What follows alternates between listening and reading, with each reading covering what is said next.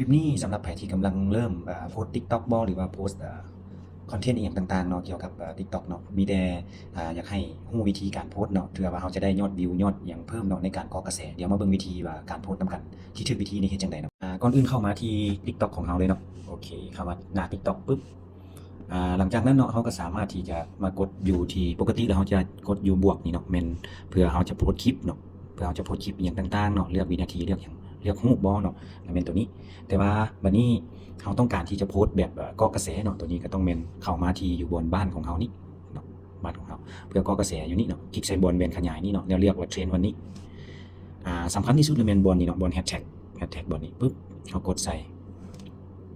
โอเคแล้วเขาจะเห็นเนาะอยู่บนนี้เนาะมี200 2,000เนาะตัวนี้เนาะตัวนี้เป็น100 ล้านเนาะ100 ล้าน5 ล้านวิวเนาะตัวนี้เนาะเขาสามารถที่จะเกาะกระแสเนาะหรือว่าเกาะคลิปของเขานี่เพื่อให้มันดันขึ้นฟีดได้เนาะหลังจากนั้นเขาก็กดแฮชแท็กใส่ตัวนี้เลย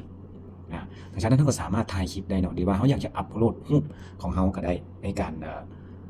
โพสต์ลง TikTok แต่ละครั้งเนาะตัวนี้มันช่วยให้วิวของเขาเพิ่มขึ้นยอดขึ้นเนาะตัวนี้มันจะถูกใส่เป็นแฮชแท็กเลยเนาะสมมุติว่าเขากดเรคคอร์ดเนาะตัวนี้หลังจากที่เขาเรคคอร์ดเรียบร้อยแล้วเนาะปุ๊บเขากดมันจะขึ้นแฮชแท็กให้เลยสมมุติว่าเขากดถัดไปเนาะปั๊บนี่เนาะแฮชแท็กอยู่นี่จะขึ้นมาให้เลย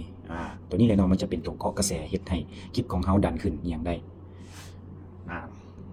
ถ้าคลิปนี้ประโยชน์ก็ฝากกดไลค์กดแชร์เนาะผู้ใดที่กำลังเริ่มโพสต์เริ่มเฮ็ดคอนเทนต์เกี่ยวกับ TikTok เนาะก็ขอให้เฮ็ดวิธีนี้เนาะจะให้เฮาคลิปของเฮานั้นได้ขึ้นฟีดนำหมู่เนาะแล้วก็สามารถเพิ่มยอดวิวได้ก็ขอบใจ